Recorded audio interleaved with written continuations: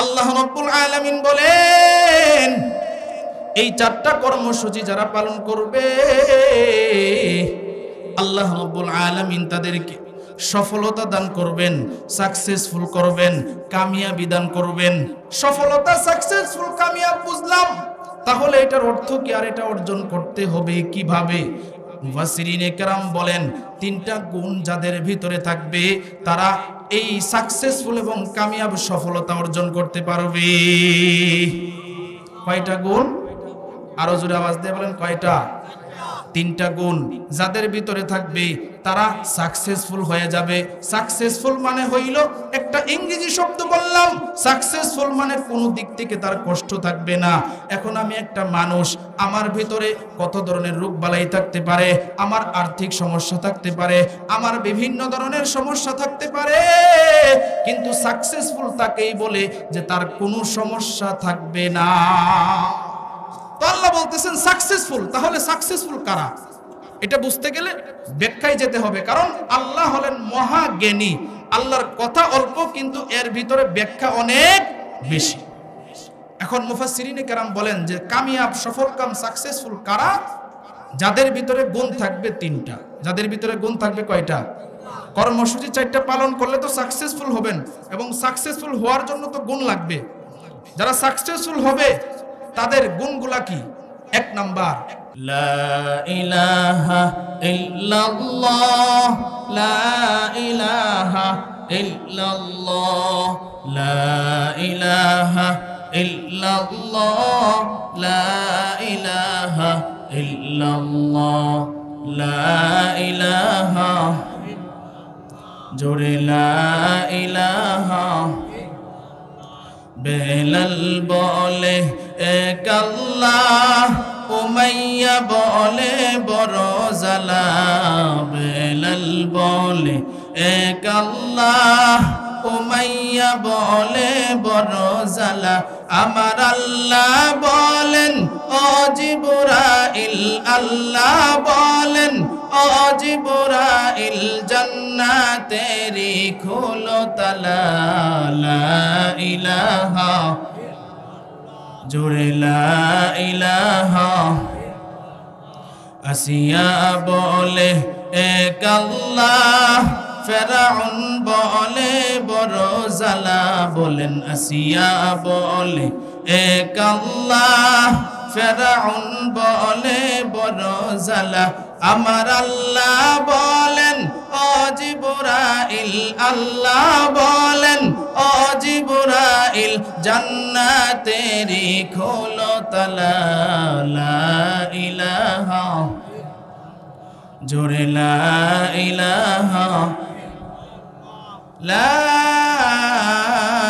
ইলাহা ইল্লাল্লাহু মুহাম্মাদুর রাসূলুল্লাহ।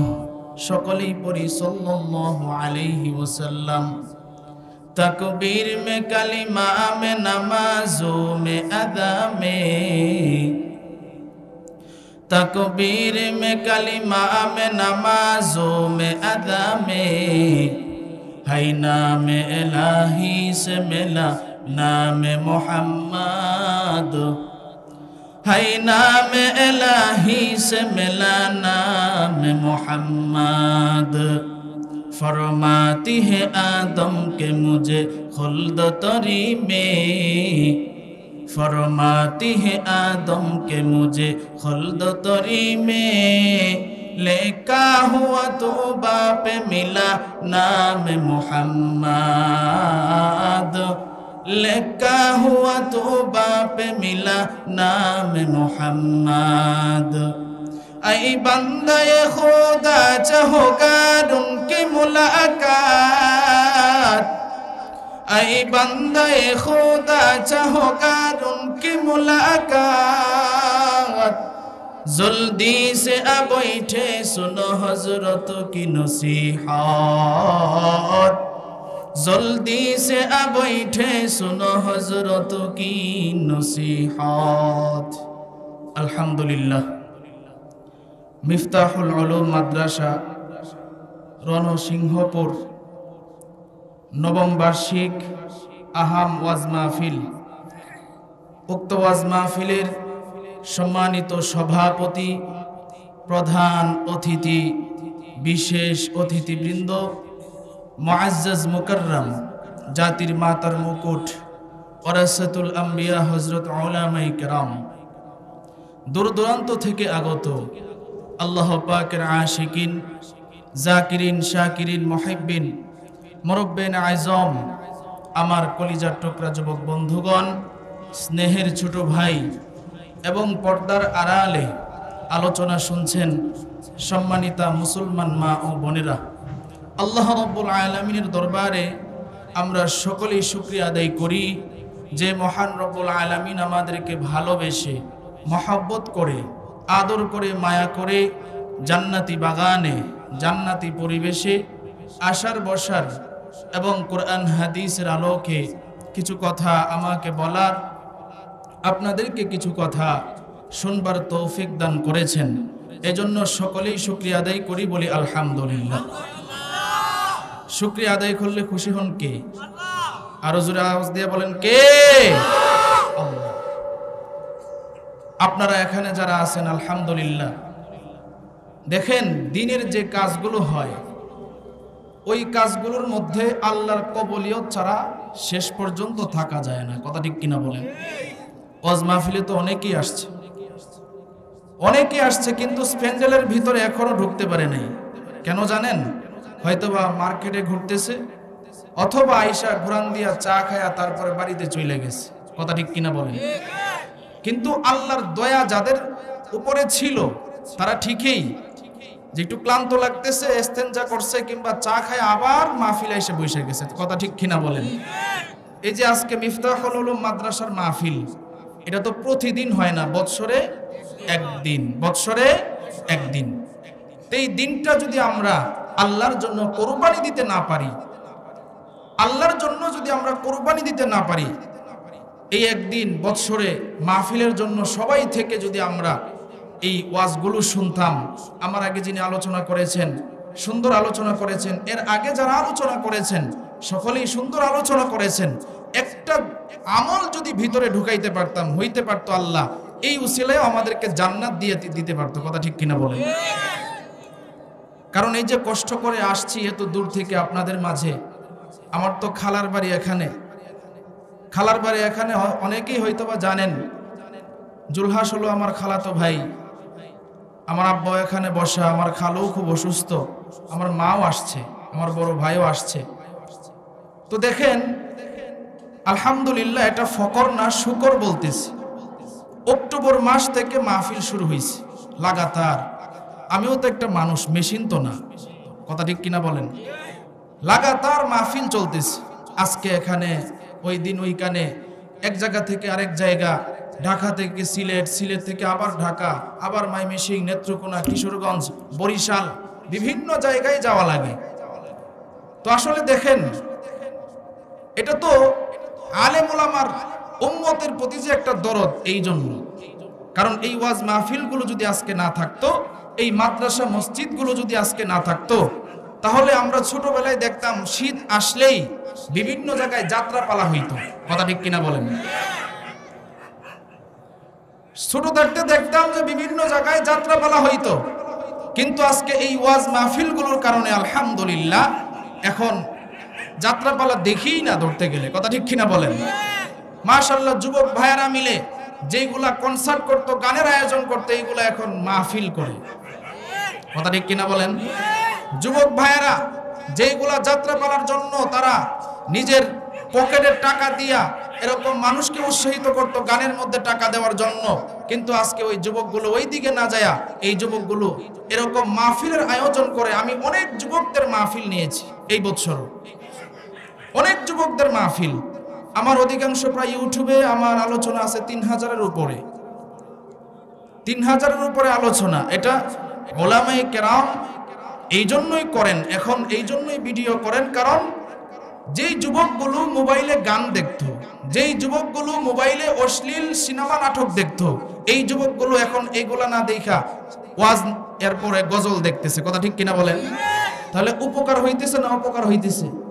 উপকার হচ্ছে। কারণ যুবক যদি একটা গুনাহ থেকে বাঁচার জন্য আরেকটা রাস্তা তার পেতে হবে।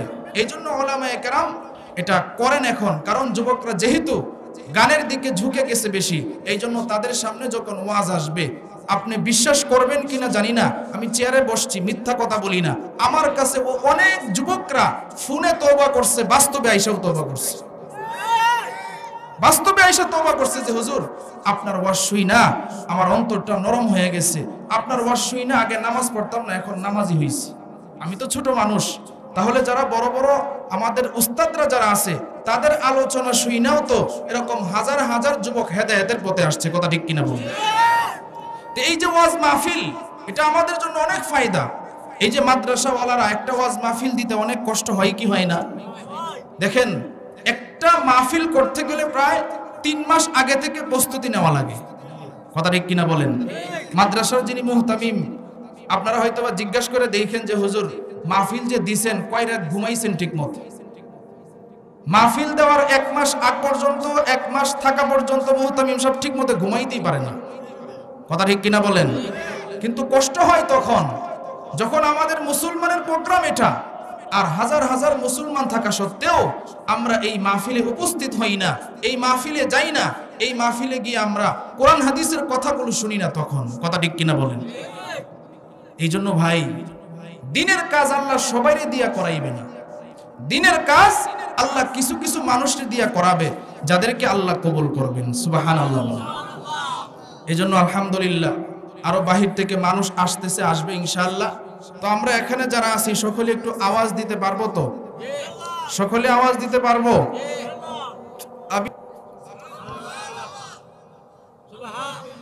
সুবহানাল্লাহ জোরে বলেন মাশাআল্লাহ। তাহলে বোঝা গেল ওয়াজে মনোযোগ মোটামুটি আসছে, কথা ঠিক কিনা বলেন? আচ্ছা এই যে আমরা মাহফিলে আসলাম আমাদেরকে তৌফিক দিয়েছেন কে? আওয়াজটা হয় নাই, আরো জোরে দিয়ে বলেন কে? তোয়াতে তৌফিক তোয়াত হামজে ই আমানত ওয়া ইজাবত হামজে তোয়াতে তৌফিক তোয়াত হামজে ই আমানত ওয়া ইজাবত হামজে तौफीक से होती है नेमत की खजीना, तौफीक से होती है नेमत की खजीना, हर मर्द किताबों तो किया और है निशाना, हर मर्द किताबों तो किया और है निशाना, ऐ बंदे खुदा चाहोगा उनकी मुलाकात, जल्दी से अब बैठे सुनो हजरतों की नसीहत, जल्दी से अब बैठे सुनो हजरतों की नसीहत। এর নবীর উম্মতের দল আল্লাহ রাব্বুল আলামিন আমাদেরকে এখানে আনছেন। আল্লাহ যদি তৌফিক না দিতেন তাহলে এই মাহফিলে আসা আমাদের জন্য সম্ভব ছিল না, কথা ঠিক কিনা বলেন? আজকে আমাদের মতো কত মানুষ রাস্তাঘাটে ঘুরে, দোকানপাটে বসে আড্ডা দেয়, চায়ের দোকানে বসে আছে না নাই? আরো জোরে আওয়াজ দিয়ে বলেন আছে না নাই? আজকে আমাদের কপাল কত ভালো, এমন একটা দামি জায়গায় আল্লাহ আনছেন। নবীজি জানায়া দিয়েছেন এই জায়গাটা কেমন দামি। নবী ডাক দিয়া কয় জান্নাতি বাগানে যারা আসবে, যারা কোরআনের আলোচনা শুনবে, যারা এটার আয়োজন করবে, নবী ডাক দিয়া কয় 3 দলের সগীরা গুনাহ আল্লাহ মাফ করে দেয়। আল্লাহ আল্লাহ क्या मुबारक नाम है, अल्लाह अल्लाह आशिकू का काम है, अल्लाह अल्लाह इचे शिरीनिस्त नाम, शिरो शक्कर मिकुनद जानम तमाम। अल्लाहु আকবার। আরো জোরে আওয়াজ দিয়ে বলেন আল্লাহু আকবার। এই জন্য ভাইরা আমার বাহিরে যারা আমরা ঘুরতেছি সকলকে বলবো এই মাহফিল কিছুক্ষণ পরে কিন্তু মুনাজাত হয়ে শেষ হয়ে যাবে, কিন্তু এই নিয়ামত আমরা পাবো না। এই নিয়ামত পাইতে হইলে আরো 1 বছর অপেক্ষা করতে হবে। 1 বছর আমার হায়াত থাকবে কিনা সেটার কোনো গ্যারান্টি নেই, কথা ঠিক কিনা?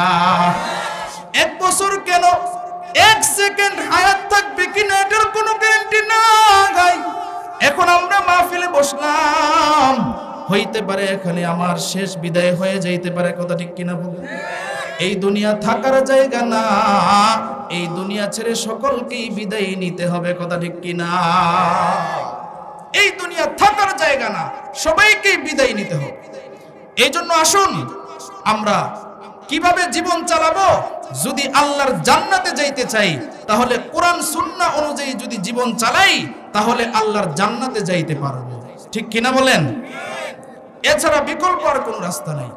এই জন্য আমি আপনাদের সামনে সূরা নূরের 52 নম্বর আয়াতে কারিমা তেলাওয়াত করছি। কয় নম্বর আয়াত? 52 নম্বর আয়াত। এই আয়াতটা এমন গুরুত্বপূর্ণ, মুফাসসিরিনে কেরাম বলেন এই আয়াতটা এমন গুরুত্বপূর্ণ যে কোনো মানুষ যদি তার জীবনের কামিয়াবি সফলতা পাইতে চায় তার জন্য এই আয়াতের উপরে আমল করলে যথেষ্ট। সুবহানাল্লাহ।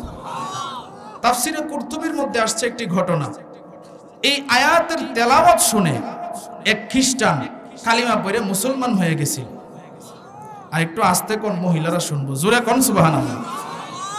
কিভাবে? হযরত ওমর রাদিয়াল্লাহু তাআলা আনহু মসজিদে নববীর মধ্যে দণ্ডায়মান দাঁড়ায় আছেন। তো একজন ইহুদি লোক আয়েশা বলতেছে, ওমর ভাই আপনি আমার একটু কালিমাটা শুনবেন? বলে কি ব্যাপার, তুমি না ইহুদি, তুমি আবার কালিমা পড়লা কিভাবে? বলে একজন মুসলমান কয়েদি যে বন্দী ছিল তার জবানে আমি কোরআনে কারীমের একটা আয়াত শুনছিলাম। এই আয়াতটা শোনার পরে আল্লাহ তাআলা আমার ভিতরে ঈমানের নূর ঢুকাইয়া দিয়েছে। সুবহানাল্লাহ। ওমর রাদিয়াল্লাহু তাআলা আনহু ডাক দিয়া কয়, শোনো, তুমি যে আয়াতটা শুইনা তোমার ভিতরে ঈমানের নূর ঢুকছে এই আয়াতটা কি আমার একটু শুনাইবা? লোকটা ডাক দিয়া কয়, অবশ্যই আপনারে শোনাবো। যেই লোকটা ওমরের এই কথা বলছে সেই লোক তাওরাত, ইনজিল, জাবুর সব কিতাব ঘাটাঘাটি করছে। বলে, শোনো ওমর, আল্লাহর এই কোরআনের আয়াতটা যখন আমি শুনছি, আল্লাহর এই কিতাবের আয়াতটা এমন গুরুত্বপূর্ণ, তাওরাত, জাবুর, ইনজিল কোন জায়গায় আমি এরকম কোন কথা পাই নাই যেই কথা আল্লাহ তাআলা এই সূরা নূরের 52 নম্বর আয়াতে বলছেন। জোরে বলেন সুবহানাল্লাহ। ওমর ডাক দিয়ে কয়, ভাই তাহলে আমার একটু আয়াতটা শোনায়া দাও। এবার ইহুদি লোকটা ডাক দিয়ে কয়, ওয়ামাই ইউতিইল্লাহা ওয়া রাসূলাহু ওয়া ইয়াখশাল্লাহা ওয়া ইয়াত্তাকিহি ফাউলাইকা হুমুল ফাইজুন।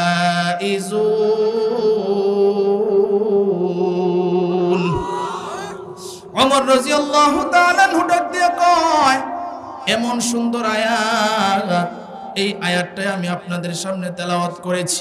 আল্লাহ রাব্বুল আলামিন এই আয়াতের মধ্যে আমাদের জন্য 4টা কর্মসূচি দিয়েছেন। কয়টা? আরো জোরে আওয়াজ দিয়ে বলেন, কয়টা? 4টা কর্মসূচি দিয়েছেন। কর্মসূচি দেওয়ার পরে আল্লাহ আবার শেষে এই 4টা শর্ত কর্মসূচি পালন করলে আল্লাহ কি ফলাফল দিবেন আল্লাহ তাআলা এই আয়াতের শেষে আবার এটার ফলাফল বলে দিয়েছেন। এটার ফলাফল বলে দিয়েছেন। আল্লাহ বলছেন, ফাউলাইকা হুমুল ফাইজুন। এই 4টা কর্মসূচি যারা পালন করবে আল্লাহ বলেন তারা সফল কামিয়াব হয়ে যাবে। জোরে বলেন সুবহানাল্লাহ।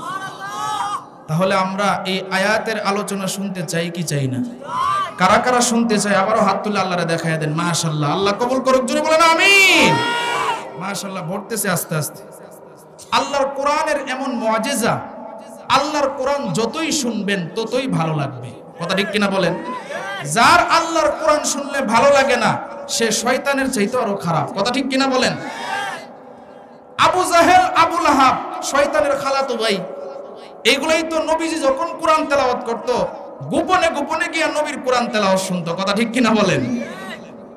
এখন বর্তমানে দেখবেন, আলহামদুলিল্লাহ, আল্লাহর শুকরিয়া আদায় করি, এখন তো দেশ স্বাধীন হয়েছে দ্বিতীয়বার। কি ঠিক কিনা বলেন? আগে দেখবেন কোরআনের মাহফিলে কোরআনের সত্য কথাগুলো বললেই কিছু লোক ছিল যারা বলতো এই বলা যাবে না, সেই বলা যাবে না। আরে ভাই, এটা তো আমার বানানো কোনো কথা না, আমি বলতেছি কোরআন থেকে কথা। ও বুঝতে পেরেছি, তোমার পাছায় আগুন ধরেছে।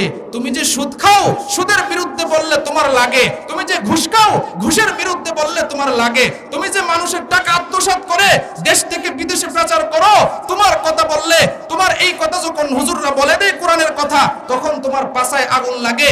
ও তুমি যে বিভিন্ন দেশে গিয়া এই বাংলাদেশ থেকে টাকা প্রচার করে তুমি প্রাচীর করতেছো, বাড়ি করতেছো, গাড়ি করতেছো, এই কথাগুলো বললে তোমার আরাম লাগে না, কষ্ট লাগে। বুঝতে হবে এই সমস্ত মুনাফিক যারা, এই মুনাফিকের মুখোশ আল্লাহ তাআলা উন্মোচন করে দিয়েছেন। কথা ঠিক কিনা বলুন?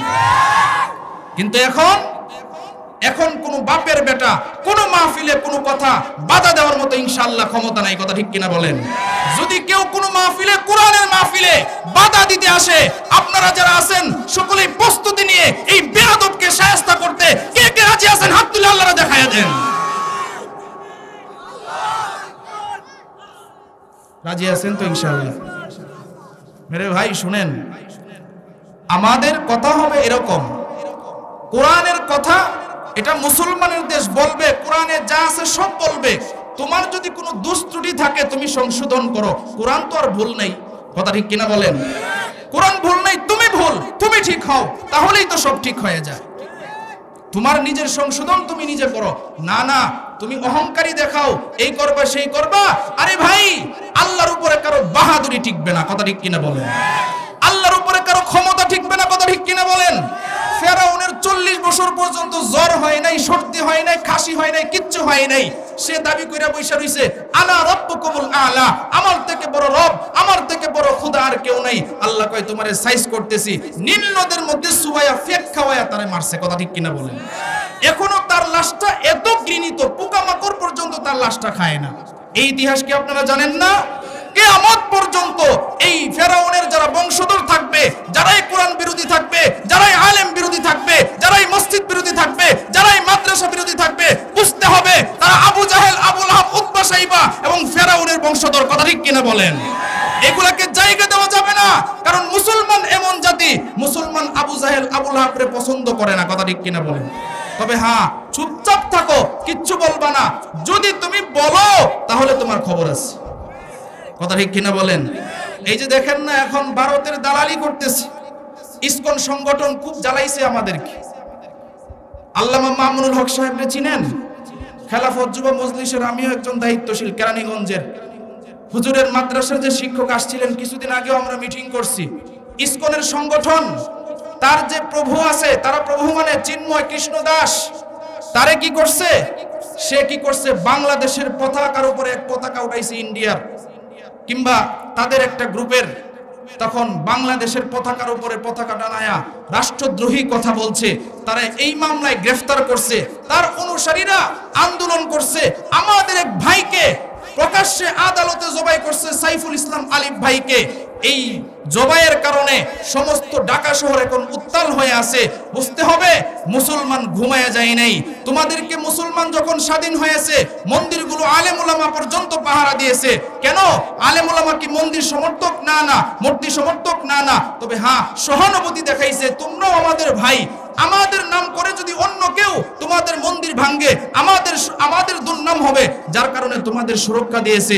আজকে তোমরাই আমাদের ভাইকে গলা কেটে হত্যা করবা, সাবধান হয়ে যাও। এরকম দৃশ্য যদি আর বাংলাদেশে কখনো দেখা যায়, তোমাদেরকে আর ছাড় দেওয়া হবে না। কথা ঠিক কিনা বলেন? ছাড় দেওয়া হবে না, কারণ মুসলমান, এটা 95% মুসলমানের দেশ।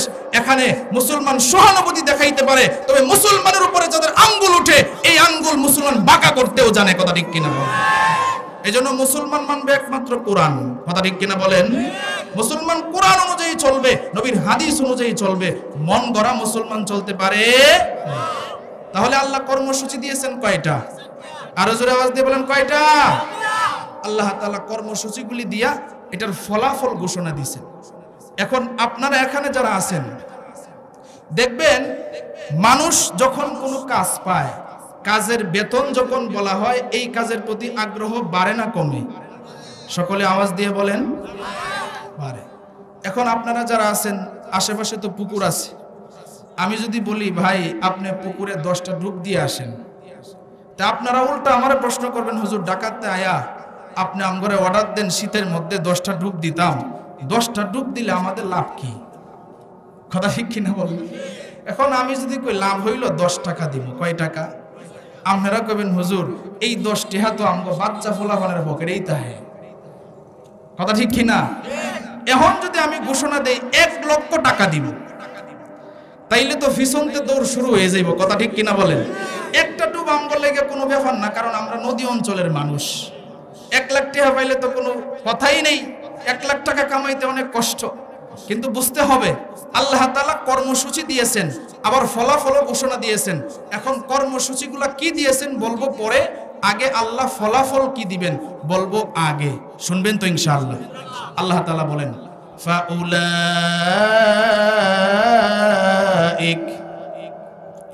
ফাউলাইকা হুমুল ফাইজুন। আল্লাহু আকবার। আল্লাহ রাব্বুল আলামিন বলেন এই 4টা কর্মসূচি যারা পালন করবে, আল্লাহ রাব্বুল আলামিন তাদেরকে সফলতা দান করবেন, সাকসেসফুল করবেন, কামিয়াবি দান করবেন। সফলতা, সাকসেসফুল, কামিয়াব বুঝলাম, তাহলে এটার অর্থ কি আর এটা অর্জন করতে হবে কিভাবে? মুফাসসিরিনে কেরাম বলেন 3টা গুণ যাদের ভিতরে থাকবে তারা এই সাকসেসফুল এবং কামিয়াব সফলতা অর্জন করতে পারবে। কয়টা গুণ? আরো জোরে আওয়াজ দিয়ে বলেন কয়টা? 3টা গুণ যাদের ভিতরে থাকবে তারা সাকসেসফুল হয়ে যাবে। সাকসেসফুল মানে হইল, একটা ইংরেজি শব্দ বললাম, সাকসেসফুল মানে কোনো দিক থেকে তার কষ্ট থাকবে না। এখন আমি একটা মানুষ, আমার ভিতরে কত ধরনের রোগ বালাই থাকতে পারে, আমার আর্থিক সমস্যা থাকতে পারে, আমার বিভিন্ন ধরনের সমস্যা থাকতে পারে, কিন্তু সাকসেসফুল তাকেই বলে যে তার কোনো সমস্যা থাকবে না। তো আল্লাহ বলতেছেন সাকসেসফুল। তাহলে সাকসেসফুল কারা? এটা বুঝতে গেলে ব্যাখ্যায় যেতে হবে, কারণ আল্লাহ হলেন মহাজ্ঞানী। আল্লাহর কথা অল্প, কিন্তু এর ভিতরে ব্যাখ্যা অনেক বেশি। এখন মুফাসসিরিনে কেরাম বলেন যে কামিয়াব, সফলকাম, সাকসেসফুল কারা? যাদের ভিতরে গুণ থাকবে 3টা। যাদের ভিতরে গুণ থাকবে কয়টা? কর্মসূচি 4টা পালন করলে তো সাকসেসফুল হবেন, এবং সাকসেসফুল হওয়ার জন্য তো গুণ লাগবে। যারা সাকসেসফুল হবে তাদের গুণগুলা কি?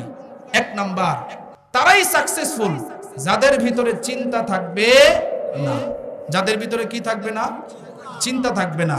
এখন নবী থেকে শুরু করে উম্মত পর্যন্ত এমন কেউ ছিল যাদের চিন্তা নাই?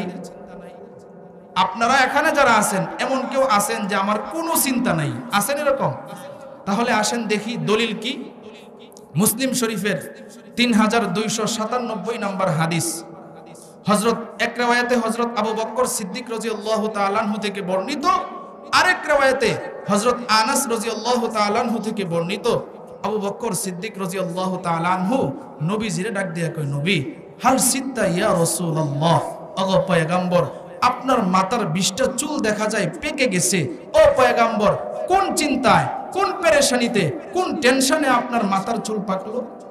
নবী ডাক দিয়া কয়, আবু বকর আল্লাহ কোরআনে একটা সূরা নাজিল করেছেন, যেই সূরার নাম হইল সূরাতুল হুদ। ও আবু বকর শোনো, এই সূরা হুদের চিন্তায় আমি রাসূলের মাথার চুল পেকে গেছে। নবী ডাক দিয়ে কয়, আবু বকর আল্লাহ কোরআনে আরেকটা সূরা নাজিল করেছে, যেই সূরার নাম হইল সূরাতুল ওয়াকিআ। ওগো পয়গম্বর বলেন, আবু বকর এই ওয়াকিয়ার চিন্তায় আমার মাথার চুল পেকে গেছে। সুবহানাল্লাহ কইতেন না? ডাক দিয়া কয়, আবু বকর আল্লাহ কোরআনে আরেকটা সূরা নাজিল করছে, যেই সূরার নাম সূরাতুশ শামস। এই সূরা শামসের চিন্তায় আমি রাসূলের মাথার চুল পেকে গেছে। তাহলে বুঝে থাকলে বলুন, রাসূলের চিন্তা ছিল কি ছিল না? আরো জোরে আওয়াজ দিয়ে বলেন, ছিল কি ছিল না? রাসূলেরও চিন্তা ছিল। কি চিন্তা এই সূরাগুলো উলামায়ে কেরাম যারা আছে তারা বুঝছেন এই সূরাগুলোর ব্যাখ্যা বিশ্লেষণ কি, নবীজির কি পেরেশানি ছিল, অথচ নবীজির কি কোনো হিসাব নিকাশ আছে? নবীজির চিন্তায় মাথার চুল পেকে গেছে। এখন আমরা তো ওলিয়া উলিয়ার ভক্ত, তো দেখি তো ওলিদের ভিতরে চিন্তা ছিল কিনা। ওলিদের মধ্যে একজন বড় ওলি ছিলেন, যার নাম ছিল হযরত হাসান বসরি রাহমাতুল্লাহি আলাইহি। উলামায়ে কেরাম চিনছেন উনি কত বড় মাপের একজন ওলি ছিলেন। হযরত হাসান বসরি রাহমাতুল্লাহি আলাইহি একদিন পানির উপরে জায়নামাজ বিছায়া নামাজে দাঁড়াইছে। সুবহানাল্লাহ কইতেন না? পানির উপরে জায়নামাজ। এখন ওনার একজন ছাত্রী ছিল, যার নাম ছিল হযরত রাবিয়া বসরিয়া। রাবিয়া বসরিয়া ডাক দিয়া কয়, আমার উস্তাদে দিহি পানির উপরে জায়নামাজ বিছায়া নামাজে দাঁড়াইছে, তো যারা সাধারণ মানুষ বুঝবে না এর হাকিকত, তারা তো বিভ্রান্তিতে পড়বে, এমন কি হুজুর রে এমন বড় মনে কইরা সেজদাও দিয়া ফেলতে পারে। কথা ঠিক কিনা বলেন? শিরিকও করতে পারে যে অত বড় হুজুর পানির উপরে জায়নামাজ বিছায়া নামাজে দাঁড়াইছে। রাবিয়া বসরিয়া আল্লাহর ডাক দিয়া কয়, আল্লাহ তুমি আমার একটু শক্তি দেও, আমি যেন বাতাসের উপরে জায়নামাজ বিছায়া নামাজে দাঁড়াইতে পারি। জোরে বলেন সুবহানাল্লাহ। রাবিয়া বসরিয়া আল্লাহর কাছে সাহায্য চায়, ওগো আল্লাহ আমারে তুমি একটু তৌফিক দাও, আমি যেন বাতাসের উপরে জায়নামাজ বিছায়া নামাজ পড়তে পারি। আল্লাহ রাব্বুল আলামিন তৌফিক দিলেন। রাবিয়া বসরিয়া বাতাসের উপরে জায়নামাজ বিছাইলেন, জায়নামাজ স্থির থাকলেন। রাবিয়া বসরিয়া নামাজ পড়তেছে, এইদিকে হাসান বসরি রাহমাতুল্লাহি আলাইহির নামাজ শেষ হয়ে গেছে। নামাজ শেষ হওয়ার পরে তিনি উপরের দিকে তাকাইলেন, তাকায় দেখে বাতাসের উপরে কে যেন একজন বৈশা নামাজ আদায় করতেছে। হাসান বসরি এবার চিন্তায় পড়ে গেলেন, কে হে তুমি?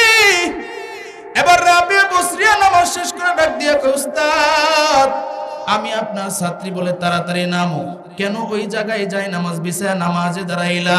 হাসান বসরি ডাক দিয়া কয়, কেন তুমি ওই জায়গায় গেলা? রাবিয়া বসরিয়া কয়, উস্তাদ আগে আপনি বলেন, আপনি কেন পানির উপরে যাই নামাজ বিছাইলেন? ওলিদের খেলা বড় কঠিন। রাবিয়া বসরিয়া ডাক দিয়া, উস্তাদ আপনারটা আগে বলেন। বলে আমার মন চাইছিল আমি একটু পানির উপরে যাই নামাজ বিছায়া নামাজ পড়বো। এবার রাবিয়া বসরিয়া কয়, আমারও মন চাইছিল আমি একটু বাতাসের উপরে যাই নামাজ বিছায়া নামাজ পড়বো। সুবহানাল্লাহ।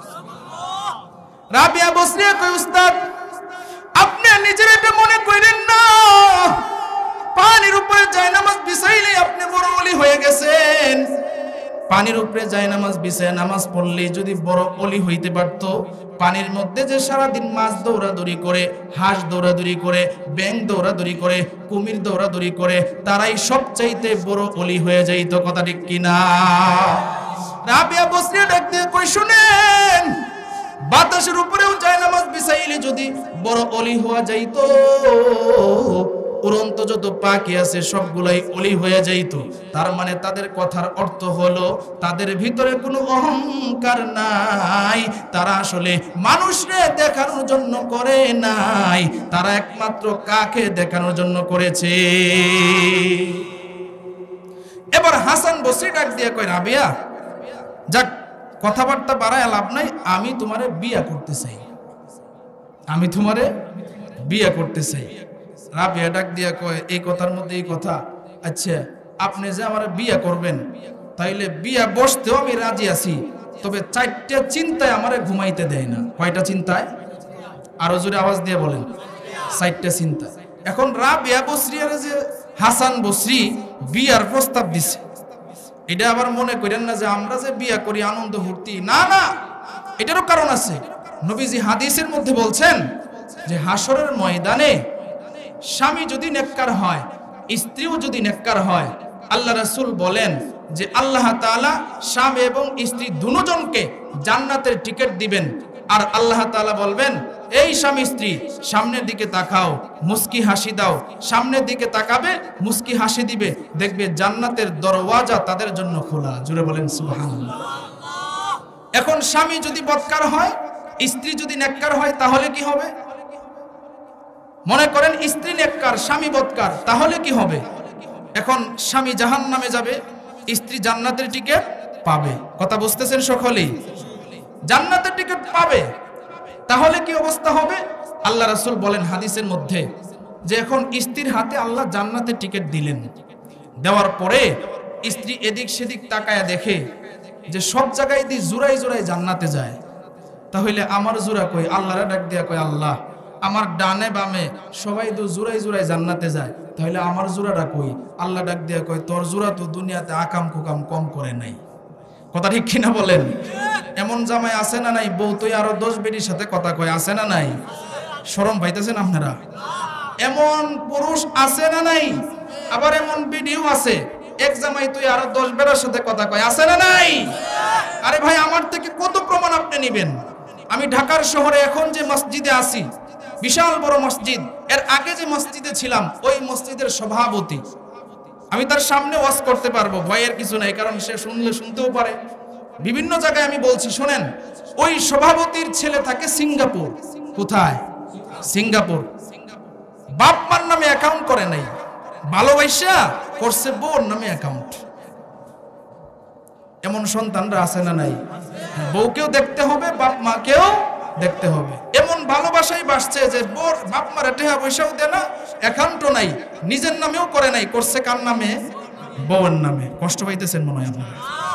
বউয়ের নামে অ্যাকাউন্ট করছে, 1 লাখ 2 লাখ না 10 লাখ টাকা জমছে। কয় লাখ? 10 লাখ। তার একটা ছেলে আছে, ছেলেটারে যদি আপনারা দেখেন কবেন না একটা ছেলে এত সুন্দর, আমি তারে কোরআন পড়াইছি। এই ছেলেটারে তৈয়া আরেক বেটার সাথে এই 10 লাখ টাকা লইয়া বাইকে গেছে। নাউজুবিল্লাহ কইতেন না? এমন কিছু বেহায়া নির্লজ্জ মহিলা আছে না নাই? তাহলে মহিলারাও ভালো হতে হবে, পুরুষদেরকেও ভালো হতে হবে। তো হাসরের ময়দানে রাসূল বলেন যে এখন নারী হইছে নেককার, স্বামী হইছে বদকার, তাহলে কি হবে? দেখেন হাসান বসরি কেন বিয়ার প্রস্তাব দিবেন, খুব খেয়াল মনোযোগ দিয়ে ওয়াজ শুনতে হবে, বুঝেন।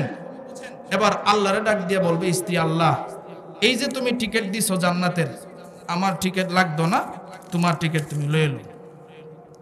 সুবহানাল্লাহ কইতেন না? মনে মনে কইতেন কি আল্লাহর সাথে এমন ব্যবহার? আরে ভাই, যার সাথে যেমন মহব্বত, যার সাথে যেমন বন্ধুত্ব বেশি, তার সাথে কথাবার্তা এমন হয়। কথা ঠিক কিনা বলেন? আল্লাহ কইব, কিরে আমি বান্দি, আমার বান্দি কি হইছে? আমি তো আল্লাহ নেই না, আমি তো আল্লাহ দেই। সুবহানাল্লাহ।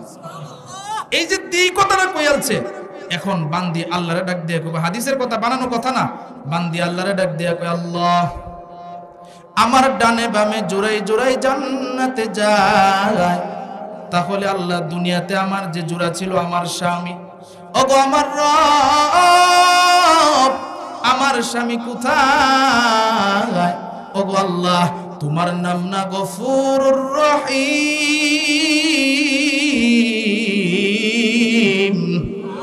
আল্লাহ তোমার নাম না রহমানুর রহিম। আল্লাহু আকবার।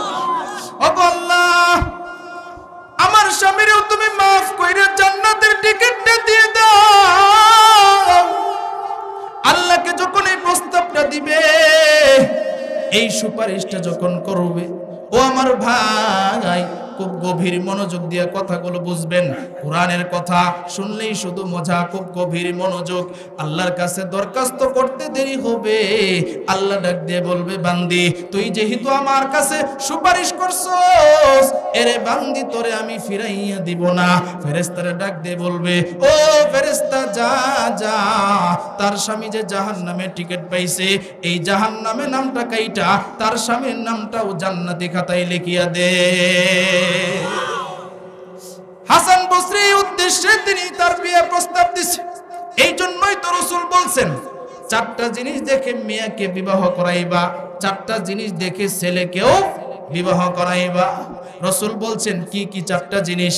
1 নাম্বার সৌন্দর্য দেখতে হবে, 2 নাম্বার বংশ কেমন তা দেখতে হবে, 3 নাম্বার সম্পদ কেমন তা দেখতে হবে, 4 নাম্বার তার ভিতরে দিনদারিত্ব কেমন আছে তা দেখতে হবে। হাদিসটা বললাম না, যেহেতু আমার আলোচনা এইদিকে না। আল্লাহ রাসূল বলছেন এই 4টা জিনিস, শুধু বাংলাটা বললাম, 4টা জিনিস দেখে ছেলে মেয়েরে বিবাহ করাইবা। 1 নাম্বার সৌন্দর্য, 2 নাম্বার হইল তার বংশ, 3 নাম্বার হইল তার সম্পদ, মাল সম্পদ ধন সম্পদ কেমন আছে, 4 নাম্বার হইছে তিনি নেককার না বদকার। আল্লাহ রাসূল বলছেন শুনো, 3টা জিনিস যদি তার না থাকে, সুন্দরও না, সম্পদও নাই, বংশও তেমন একটা ভালো না, কিন্তু তার ভিতরে দিনদারিত্ব আছে, জোরে আওয়াজ দিয়ে বলতে হবে কি আছে, আরো জোরে আওয়াজ দিয়ে বলেন কি আছে, দিনদারিত্ব আছে। রাসূল ডাক দিয়া কয় তাহলেও যার ভিতরে দিনদারিত্ব বেশি আছে তারে দিনদারিত্ব প্রাধান্য দিয়ে তুমি বিবাহ করে ফেলো। তাহলে চিন্তা করেন দিনদার মেয়ে বিবাহ করলে কি লাভ, দিনদার ছেলের কাছেও মেয়ে বিবাহ দিলে কি লাভ। সুবহানাল্লাহ। হাসান বসরির উদ্দেশ্যে তিনি বিয়ার প্রস্তাবটা দিবেন। আর হাসান বসরি কোন মেয়ের বিয়ার প্রস্তাব দিবেন? রাবিয়া বসরিয়ার আরেক জায়গায় বিয়ে বসছিল, বেদবা, আবার সে হাফসির মানুষ, ঠোঁট মোটা, এরপরে শরীরের রং হইল কালো, তার চেহারা দেখতেও ভালো না। ওই রাবিয়া বসরিয়া তার 3-4টে সন্তান আছে, কিন্তু হাসান বসরি কেমন বড় মাপের আলেম। আলেম ওলামা বুঝছেন, আপনাদেরকে একটু বুঝাই। হাসান বসরি রাহমাতুল্লাহি আলাইহি তিনি আম্মাজান উম্মে সালমা রাদিয়াল্লাহু তাআলা আনহা, হাসান বসরির মা যিনি ছিলেন আমাদের নবীর স্ত্রী উম্মে সালমা রাদিয়াল্লাহু তাআলা আনহার বান্দি ছিলেন। হাসান বসরি রাহমাতুল্লাহি আলাইহির মা হাসান বসরি যখন ছোট, তখন হাসান বসরিকে উম্মে সালমার কাছে দিয়া তার মা কাজ করতেন, তার মা কাজ করতেন। হাসান বসরি রাহমাতুল্লাহি আলাইহি তো ছোট মানুষ দেখবেন কোলে নিলে কান্না করে, কথা ঠিক কিনা বলেন? কান্না নিলে কি কয়? এখন ছোট বাচ্চারে তো একমাত্র কান্না থামানোর জন্য দুধ খাওয়াইতে হয়, কথা ঠিক কিনা বলেন? এখন দুধ খাওয়াইতে হয়। এখন হাসান বসরি রাহমাতুল্লাহি আলাইহি তিনি যখন ছোট কান্না করতেছে, উম্মে সালমা রাদিয়াল্লাহু তাআলা আনহা কি করছেন? নিজের দুধ পান করাইছেন। কিতাবের মধ্যে লেখে হাসান বসরি রাহমাতুল্লাহি আলাইহি যখন তিনি দুধের মধ্যে মুখ লাগাইছেন, দুধ ভর্তি তার মুখ হয়ে গেছে, জোরে বলেন সুবহানাল্লাহ। তাহলে আম্মা জানে দুধ খাইছেন। এরপরে হাসান বসরি রাহমাতুল্লাহি আলাইহির উস্তাদ ছিল হযরত আব্দুল্লাহ ইবনে মাসউদ রাদিয়াল্লাহু তাআলা আনহু। হযরত হাসান বসরি রাহমাতুল্লাহি আলাইহির উস্তাদ ছিল হযরত আলী রাদিয়াল্লাহু তাআলা আনহু, এবং তারা দুজনের উস্তাদ ছিল আপনার আমার নবী মুহাম্মদুর রাসূলুল্লাহ। তাহলে চিন্তা করেন তিনি কত বড় মাপের মানুষ। তিনি বিয়ার প্রস্তাব দিছে, আর সে বিধবা, আবার সব দিক দিয়েই দুর্বল। এরপরও শুধু কেন যে রাবিয়ারে যদি আমি বিয়া করতারি, হাসরের ময়দানে যদি কোনো রকম আটকে যাই। চিন্তা করছেন অবস্থা? তাদের আমলের তবকা কত উপরে, এরপরও তাদের চিন্তা হাসরের ময়দানে যদি আটকে যাই। আর আমরা নামাজেই পড়ি না, এরপরও আমাদের চিন্তা নাই, কথা ঠিক কিনা বলেন? এখন রাবিয়া কি বলে শুনেন। রাবিয়া ডাক দিয়া কয় আপনি আমার বিয়ে করতে পারবেন, তবে 4টা চিন্তা আমার থেকে যদি দূর করতে পারেন, 4টা চিন্তার সমাধান যদি আমারে দিতে পারেন, তাহলে আমি আপনার কাছে বিয়ে বসতে রাজি। আচ্ছা ঠিক আছে, বলো তোমার 4টা চিন্তা কি? কষ্ট হইতেছে আপনাদের? কার কার কষ্ট হইতেছে না দেখি তো, হাত তোলেন, সকলে হাত তোলেন। নারায়ে তাকবীর, নারায়ে তাকবীর, মাশাআল্লাহ, আল্লাহ কবুল করুন, বলেন আমিন। এখন রাবিয়া বসরিয়া ডাক দিয়া কয় 4টা চিন্তা। হাসান বসরি কয় আচ্ছা ঠিক আছে, তাহলে তোমার 4টা চিন্তার কথা বলো। 1 নাম্বার চিন্তা কি? হাসান বসরিরে ডাক দিয়া কয় ও হাসান বসরি গো, 1 নাম্বার চিন্তা হলো আমি ঈমান আমল নিয়ে কবরে যাইতে পারবো কিনা, এই চিন্তায় আমি ঘুমাইতে পারি না। হাসান বসরি ডাক দিয়া কয় এই রাবিয়া রে,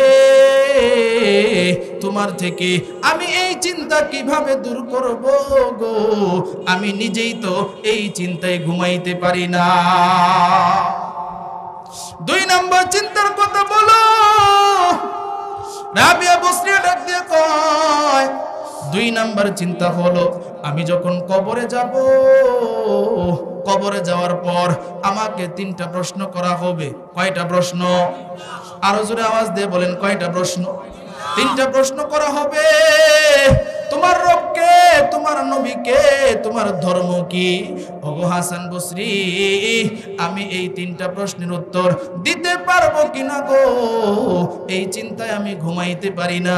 হাসান বসরি ডাক দিয়া কয়, রাবিয়া রে, তোমার চিন্তা আমি কিভাবে দূর করব, আমি নিজেই তো এই চিন্তায় ঘুমাইতে পারি না। এবার ডাক দিয়ে কয়, রাবিয়া তোমার 3 নাম্বার চিন্তার কথা বলো। রাবিয়া এবার ডাক দিয়ে কয়, আমার 3 নাম্বার চিন্তা হলো হাসরের ময়দানে আল্লাহ 2টা দল বানাইবেন, একটা দল হইল জান্নাতি, আরেকটা দল হইল জান্নাতি, আরেকটা দল হইল জাহান্নামী। আল্লাহ তাআলা কোরআনেও এই কথাটা বলছেন, ফারিকুম ফিল জান্নাতি ওয়া ফারিকুম ফিস সাঈর। আল্লাহু আকবার।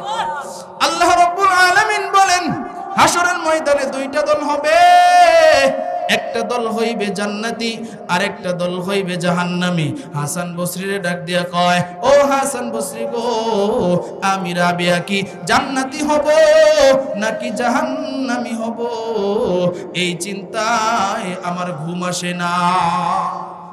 কথাগুলো খুব গভীর মনোযোগ দিয়ে চিন্তা করবেন। আমরা কয়দিন এরকম চিন্তা করছি যে হাসরের ময়দানে আমার জান্নাতীদের সাথে আমরা থাকবো নাকি জাহান্নামীদের সাথে থাকবো, কয়দিন চিন্তা করছি। হাসান বসরি ডাক দিয়া কয়, শুনো, তোমার 3 নাম্বার প্রশ্নেও তো আমার নিজের এই অবস্থা খারাপ, আমি নিজেই তো চিন্তায় আছি আমি জান্নাতি হব নাকি জাহান্নামী হব।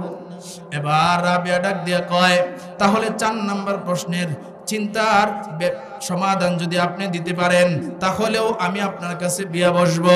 এবার ডাক দিয়ে কয়, রাবিয়া রে, তোমার 4 নাম্বার চিন্তার কথাটা তাহলে বলো।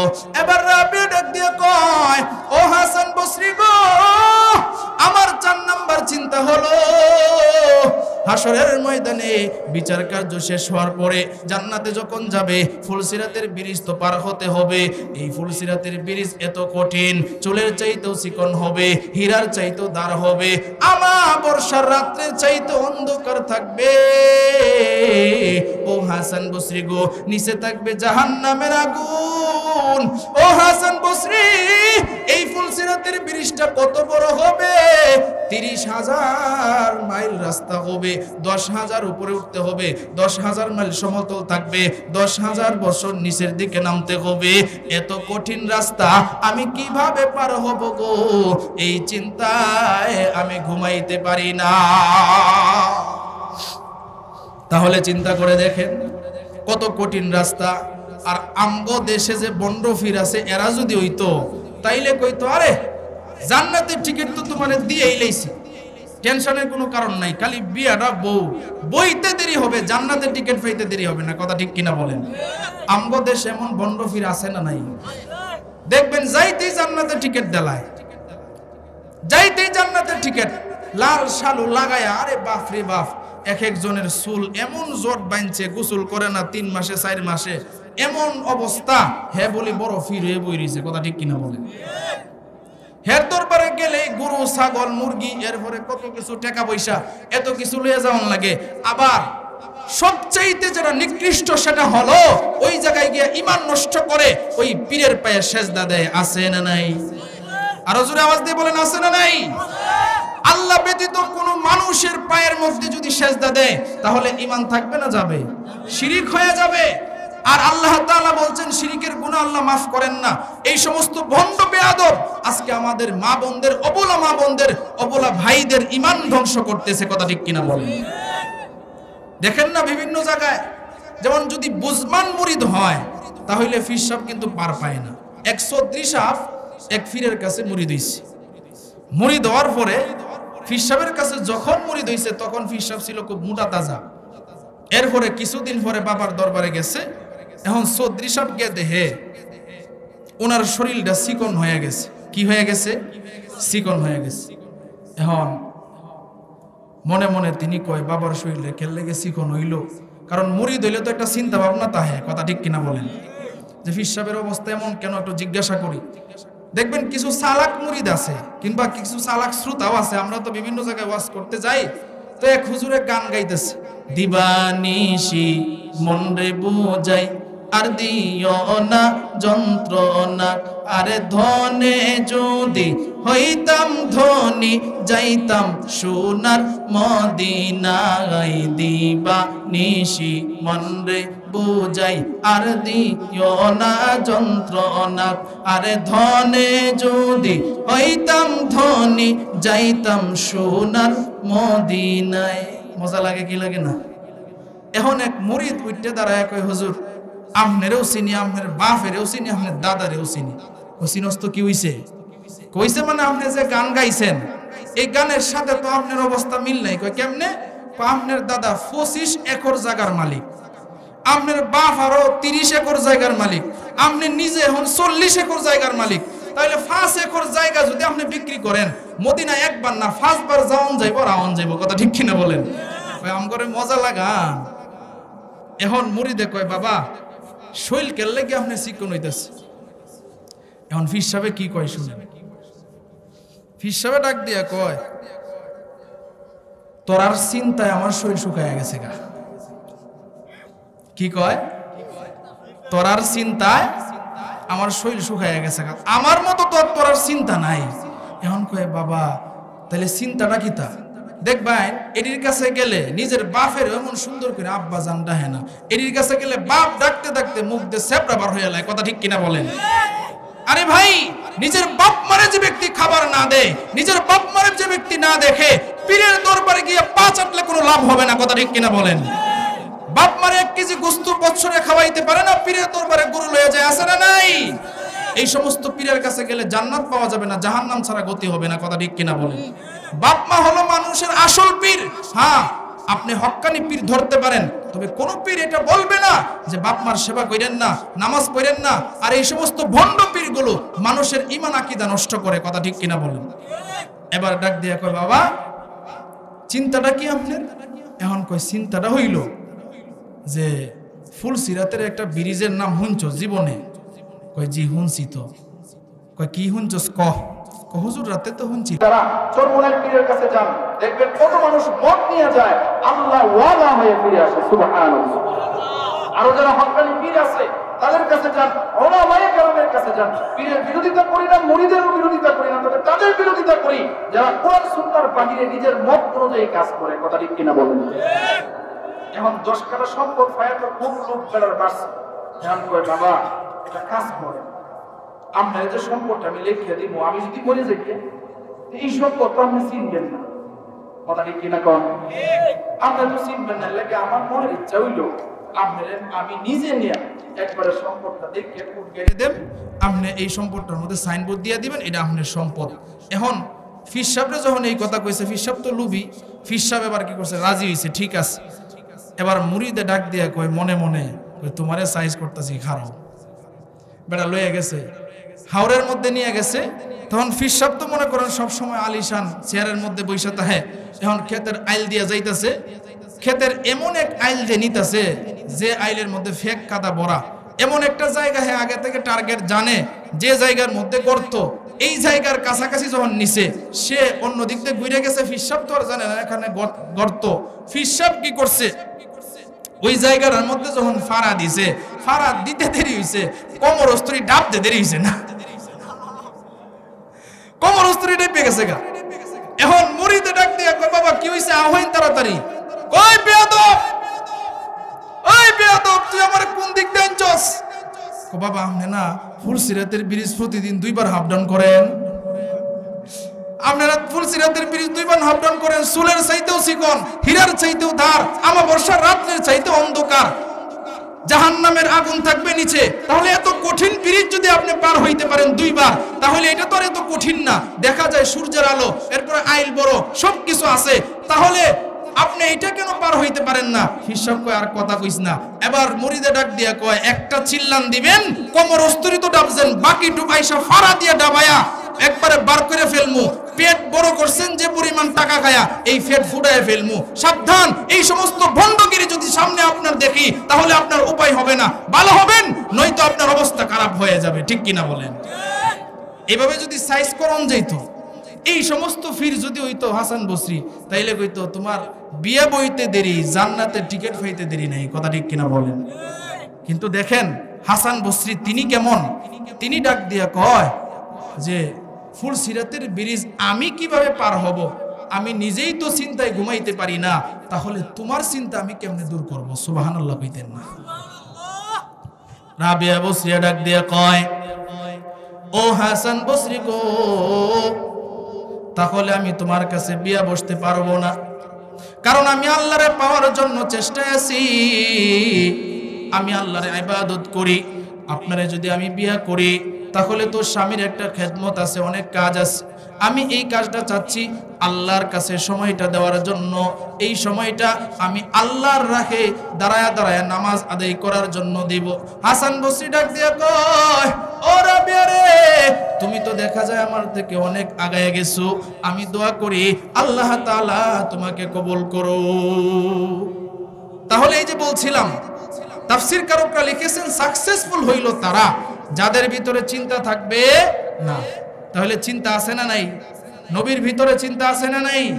এরপরে ওলিদের ভিতরে চিন্তা আছে না নাই? 2 নাম্বার, সাকসেসফুল হবে তারা যাদের ভিতরে ভয় নাই। যাদের ভিতরে কি নাই? ভয় নাই। তাহলে এই পৃথিবীর মধ্যে এমন কোন মানুষ আছে যাদের ভিতরে ভয় নাই? সকলের ভিতরেই ভয় আছে। দেখবেন সকলের ভিতরে ভয় আছে। যে একটা মানুষ রাত্রে বাহির হইতে চায় না, কেন? বলে আমার ভয় লাগে। একটা মানুষ একা একা কোথাও যাইতে চায় না, বলে কেন? বলে আমার ভয় লাগে। তাহলে ভয় আছে না নাই? তাহলে চিন্তাও আছে, ভয়ও আছে। সংক্ষেপ করি, এরপরে হচ্ছে সাকসেসফুল তারা 3 নাম্বার গুণ, যার মনে যা চায় সে তাই করবে। যার মনে যা চায় সে তাই করবে। এখন আমরা এখানে যারা আছি মনে যা চায় তাই করতে পারি, তা করতে পারি? মানুষের মনে কি চায়? আমি যেন না মরি। কথা ঠিক কিনা বলেন? কোন মানুষ মরতে চায়? কোন মানুষ মরতে চায় না। মানুষের মনে চায় আমি যেন বুড়া না হই। কথা ঠিক কিনা বলেন? হাদিসের কথা বলতেছি। মানুষের মনের কি চায়? মানুষের মন চায় আমি যেন প্রতিদিন একটা করে বিয়ে করতে পারি। কথা ঠিক কিনা বলেন? পুরুষের আর মহিলাদের একটা চাহিদা আছে, কিতাবের মধ্যে লেখছে, এটা হইল আমি যেন বেশি সুন্দরী হইতে পারি। এবং তাফসীর কারক লিখেছেন যে পুরুষের চাহিদা মহিলার চাহিদা আল্লাহ পূরণ করবেন। তাহলে দুনিয়াতে তো আমরা চিন্তা মুক্ত কাউকে পাইলাম না, দুনিয়াতে আমরা ভয় ছাড়া কাউকে পাইলাম না, এবং মনে যা চায় তাও তো পাইলাম না। তাহলে তারা সাকসেসফুল কোথায় হবে? আল্লাহ তাআলা সূরা আরাফে ডাক দিয়ে বলেন, উদখুলুল জান্নাহ লা খাউফুন আলাইকুম ওয়ালা আনতুম তাহজানুন। আল্লাহু আকবার। আরো জোরে আওয়াজ দিয়ে বলেন আল্লাহু আকবার। আল্লাহ ডাক দিয়ে কয়, জান্নাতে প্রবেশ করো এই বান্দা, তোমার ভয়ও থাকবে না, তোমার চিন্তাও থাকবে না। সুবহানাল্লাহ। এখন আসেন, মনে যা চায় তাই মানুষ করবে জান্নাতে। আল্লাহ কোরআনে হামিম আস-সাজদায় ডাক দিয়ে কয়, মা তাশতাহি আনফুসুকুম ওয়ালাকুম ফিহা মা তাদউন। আল্লাহু আকবার। আল্লাহ রাব্বুল আলামিন ডাক দিয়ে কয় যে ও মানুষ, জান্নাতে প্রবেশ করার পরে মনে যা চায় তুমি তাই করতে পারবা। তোমার মন যা চায় তাই তুমি করবা। মানুষের মন চায় আমি যেন না মরি। আল্লাহ তাআলা বলে, বান্দা জান্নাতে প্রবেশ করার পরে তোমার আর দ্বিতীয়বার কখনো মরণ হবে না। জান্নাতে প্রবেশ করার পরে আর পুরা হবে না। আল্লাহ তাআলা জান্নাতে একটা ঝর্ণায় গোসল করাবেন। গোসল করানোর পরে 100 বছরের বৃদ্ধাও 33 বছরের যুবক হয়ে যাবে। 33 বছরের যুবক হয়ে যাবে। রাসূল ডাক দিয়া কয়, ওই ঝর্ণার মধ্যে যখন গোসল করানো হবে সৌন্দর্য কেমন হবে? ইউসুফ আলাইহিস সালাতু ওয়াস সালামের চেহারা যেমন সুন্দর ছিল, এক একটা জান্নাতি যুবকের চেহারা এরকম ইউসুফ আলাইহিস সালাতু ওয়াস সালামের মতো সুন্দর হয়ে যাবে। তাহলে চিন্তা করে দেখেন, মানুষ সাকসেসফুল দুনিয়াতে হতে পারে না। এখন তাহলে জান্নাতে কিভাবে যাব? কর্মসূচি মানতে হবে কয়টা? আরো জোরে আওয়াজ দিয়ে বলেন কয়টা? 4টা কর্মসূচি আল্লাহ বলেন ফলাফল, এটা সংক্ষেপ করলাম। এখন 4টা কর্মসূচি শোনার আগে আমি আপনাদের কাছে একটু জানতে চাই, এই যে আমরা মাদ্রাসার মাহফিলে আসলাম, কাকে রাজি খুশি করার জন্য আসছি? আরো জোরে আওয়াজ দিয়ে বলেন, কাকে? আল্লাহকে। এই মাদ্রাসার মাহফিলটা করতে অনেক কষ্ট হয়েছে কি হয় নাই? আরো জোরে আওয়াজ দিয়ে বলেন, হয়েছে কি হয় নাই? এই মাদ্রাসার মাহফিল করতে অনেক টাকা খরচ হয়েছে, কষ্ট হয়েছে, অনেক কিছু হয়েছে। এখন আমরা যদি একটু সহযোগিতা করি তাহলে মাদ্রাসা ওয়ালাদের জন্য একটু সহজ হয় না কঠিন হয়? তাহলে আমরা যদি একটু সহযোগিতা করি সবাই মিলে, এরপরে আমরা 4টা কর্মসূচি কি কি এগুলা শুনে ইনশাল্লাহ আমরা দোয়া করে ফেলবো। তাহলে এখানে যারা আছেন, এমন কেউ আছেন যে আমি মাদ্রাসার জন্য ঘরের কাজ না, মাদ্রাসার জন্য যেহেতু ঘরের কাজ চলতেছে, ইট বালু সিমেন্ট যে যা পারেন, যে হুজুর আমি ওই বস্তা ইট দিব, ওই বস্তা সিমেন্ট দিব, এরপরে ওই 1000 ইট দিব, এরপরে ওই গাড়ি বালি দিব। যারা এখানে আছেন, যদি কেউ মনের ভিতরে রাখেন যে আমার একটা টাকার ইট, আমার একটা টাকার বালি, আমার একটা টাকার সিমেন্ট যদি মাদ্রাসার কোনো কাজে লাগে, মসজিদের কোনো কাজে লাগে, আল্লাহ তাআলা হইতে পারে এই উসিলায় আমাকে জান্নাত দিয়ে দিতে পারে। কথা ঠিক কিনা বলেন? তাহলে কে আছেন এরকম? আমি দেখতে চাই একটা মানুষ যে হুজুর আমি মাদ্রাসার জন্য, এরপরে মসজিদে পাঞ্জাখানার কাজের জন্য আমি 5000 টাকা দিব। এমন কেউ কি আছেন যে 5000 টাকা, বেশি না কিন্তু, এমন কেউ আছেন যে আমি 5000 টাকা এই মাদ্রাসার জন্য দিব? মাশাআল্লাহ, মাশাআল্লাহ, নারায়ে তাকবীর। হাফিজউদ্দিন ভাই মারহাবা মারহাবা। 7000 টাকা কয়েকজন সহযোগী মিলে জোরে বলেন মারহাবা। আল্লাহ, তোমার বান্দা হাফিজউদ্দিন, নামটা খুব সুন্দর।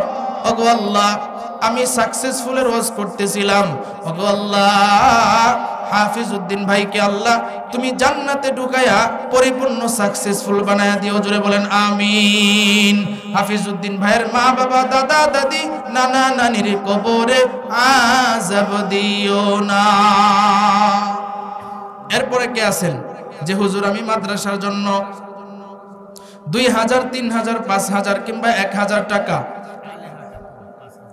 মাশাআল্লাহ, নারায়ে তাকবীর। আলেহা খাতুন মারহাবা মারহাবা। 5000 টাকা, 5000 টাকা, মারহাবা মারহাবা। আল্লাহ, তোমার বান্দি আলেহা খাতুন মাদ্রাসার জন্য 5000 টাকা করলো দান। আল্লাহ দুনিয়াতে বাড়ায়া দিও তার মান ইজ্জত সম্মান। আল্লাহ মেহেরবানি করে তারে তুমি জান্নাতের মালিক বানায়া দিও। সকলে বলেন আমিন। এরপরে কে আছেন যে আমি মাদ্রাসার জন্য কিংবা মসজিদের কাজের জন্য আমি টাকা দান করব? যে হুজুর আমার সামর্থ্য যতটুকু আছে, 1000 আছে 1000 দিব, 2000 আছে 2000 দিব, 3000 আছে 3000 দিব, 5000 আছে 5000 দিব। কে কত দিতে রাজি আছেন? ইনশাআল্লাহ। মাশাআল্লাহ, নামটা কি ভাই? মাশাআল্লাহ, নারায়ে তাকবীর। লিটন ভাই মারহাবা মারহাবা। 2 বস্তা সিমেন্ট মাদ্রাসার জন্য দান করেছে। ওগো আল্লাহ, তোমার এক বান্দা নাম তার লিটন, আল্লাহ মেহেরবানি করিয়া ওই লিটন ভাইয়ের মা বাবার কবরে তুমি আযাব দিও না। দুনিয়াতে যদি বেঁচে থাকে আল্লাহ, দুনিয়াতে তারে তুমি এমন ভাবে রাখবা তাদের কোনো অভাব দিও না। জোরে বলেন আমিন। এরপরে কে আছেন? আমরা যারা আছি একটু বসি, আমরা দোয়া করে ইনশাআল্লাহ যাব। যারা দিবেন দিবেন, যারা না দিবেন সমস্যা নেই। এরপরে আর কে আছেন? মাশাআল্লাহ, কি নাম? সিরাজুল ইসলাম ভাই, 1000। মাশাআল্লাহ, নারায়ে তাকবীর। সিরাজুল ইসলাম ভাই মারহাবা মারহাবা। মাদ্রাসার জন্য 1000 টাকা করলো দান। ওগো আল্লাহ, দুনিয়াতে বাড়ায়া দিও তার মান ইজ্জত সম্মান, জান্নাতে তার একটি বাড়ির মালিক বানায়া দিও। সকলে বলেন আমিন। মাশাআল্লাহ, কি ভাই? 1000, নাম কি? ইয়াসিন। মাশাআল্লাহ, নারে তাকবীর। 1000 টাকা ইয়াসিন ভাই দিছে। সকলে বলেন মারহাবা। কোরআনে সূরা ইয়াসিন আছে না নাই? মাশাআল্লাহ, নামটাও খুব বরকতি নাম। 1000 টাকা দিয়া নিজের দানের হাতকে বাড়িয়ে দিয়েছেন। আল্লাহ তোমার কোরআনে ইয়াসিন আছে, আল্লাহ তোমার এক বান্দা 1000 টাকা দান করেছে, আল্লাহ তার মনের সকল আশা তুমি পূরণ করে দিও। সকলে বলেন আমিন।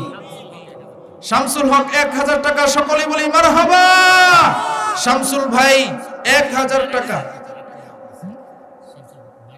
ও আচ্ছা আচ্ছা, শামসুল ভাই মারা গেছে, তার আত্মীয় দিছে, সকলে আমরা তার জন্য একটু দোয়া করি। আল্লাহ তোমার যেই বান্দা মারা গেছে তার আত্মীয় মাদ্রাসার জন্য 1000 টাকা দান করেছে, ওগো আল্লাহ মেহেরবানি করিয়া তার কবরটাকে তুমি জান্নাতের বাগিচা বানায় দিও। সকলে বলেন আমিন। মাশাআল্লাহ, নারে তাকবীর। আব্দুল মুতালেব ভাই, আব্দুল মুতালেব ভাই মারহাবা মারহাবা। 1 বস্তা সিমেন্ট মাদ্রাসার জন্য, সকলেই বলেন মারহাবা। আল্লাহ তোমার বান্দা আব্দুল মুতালেব 1 বস্তা সিমেন্ট মাদ্রাসার জন্য করলো দান, আল্লাহ দুনিয়াতে বাড়ায় দিও তার মান ইজ্জত সম্মান, জান্নাতে বাড়ির একটা মালিক বানায় দিও। সকলেই বলেন আমিন। এরপরে আর কে আছেন? মাশাআল্লাহ, নারে তাকবীর। সকলেই বলেন আল্লাহু আকবার, নারে তাকবীর। নগদ 500 টাকা দান করছে, মারহাবা কইতেন না? আল্লাহ যে ভাই নগদ, আমার হাতে দেন টাকা না।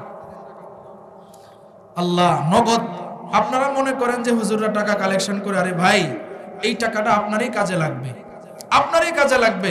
নগদ 500 টাকা আমার এক ভাই দান করেছে, আল্লাহ তার মনের সকল আশা পূরণ করুক। সকলেই বলেন আমিন। আমি মুসাফির মানুষ, সব সময় বেশিরভাগই মুসাফির হালতে থাকি। ও আচ্ছা, আল্লাহ যাক, ছেলেটার জন্য সকলেই দোয়া করবেন ইনশাআল্লাহ, আল্লাহ যেন তারে বড় হাফেজ, বড় আলেম হিসেবে কবুল করে। সকলেই বলেন আমিন। এরপরে আর কে আছেন হুজুর? আমি মাশাআল্লাহ মাশাআল্লাহ, ভাইয়ের নামটা কি? রইসউদ্দিন ভাই 500 টাকা, সকলেই বলি মারহাবা।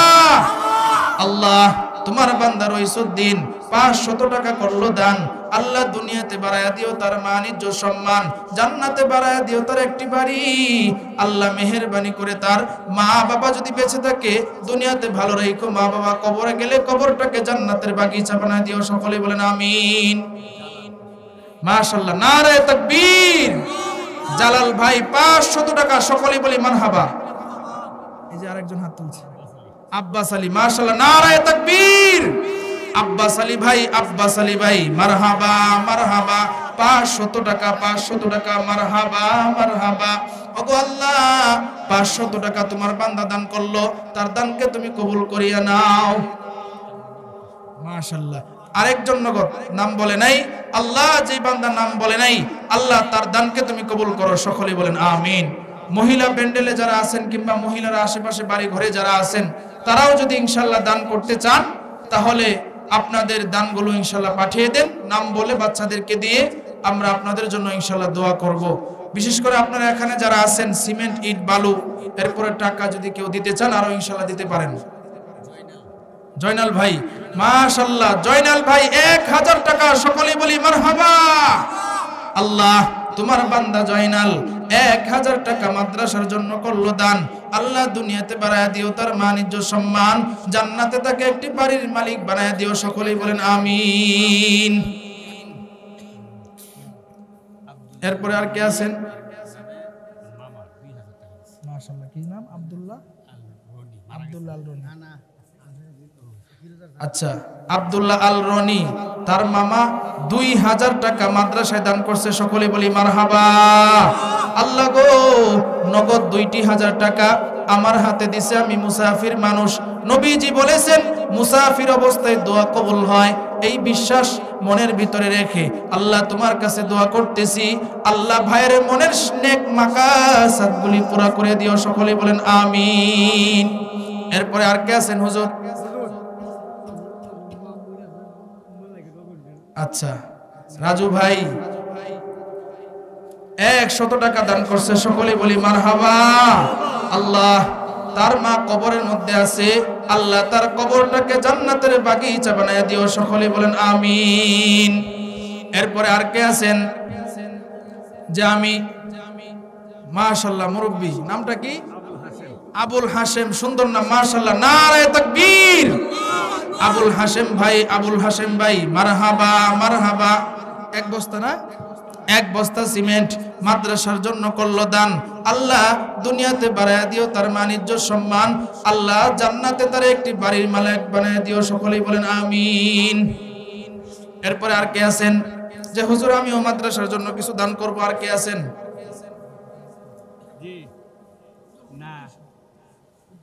মাশাআল্লাহ, উজ্জ্বল ভাই 200 টাকা আমার দোলা ভাই, আল্লাহ তাআলা তার দানকে কবুল করুক। সকলে বলেন আমিন। দুনিয়া আখিরাতে আল্লাহ তুমি তারে ভালো রাখো, তার মা বাবাকে ভালো রাখো, তার আত্মীয় স্বজন যারা আছে সকলকে ভালো রাখো। সকলেই বলেন আমিন। এরপরে আর কে আছেন? আর কেউ যদি থাকেন, মা বোনেরা যারা আছেন প্যান্ডেলের বাহিরে, আপনারাও যদি দানে শরীক হইতে চান, আপনার নাম বলে একজনকে দিয়ে টাকাটা পাঠায়া দেন। মাশাআল্লাহ, মারহাবা। নামটা কি ভাই? রূপসান ভাই। সকলে বলি মারহাবা। 500 টাকা। আসলে দেখেন আল্লাহ তাআলা কিভাবে বরকত দিবে আল্লাহই ভালো জানে, কথা ঠিক কিনা বলেন?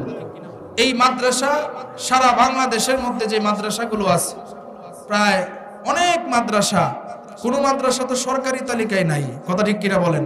এভাবেই আপনাদের টাকাগুলিতেই, আপনাদের দানেই মাদ্রাসাগুলো চলে। আলহামদুলিল্লাহ, ভাইয়ে 500 টাকা দান করছে, আল্লাহ তার দানকে কবুল করুক। সকলে বলেন আমিন। আরো যারা আছেন মাদ্রাসার জন্য দিবেন, আল্লাহ যেন সকলের দানগুলোকে কবুল করে। তাড়াতাড়ি আসেন, রাত্র অনেক হয়ে গেছে, আমরা ইনশাআল্লাহ তাড়াতাড়ি দোয়া করে দিব।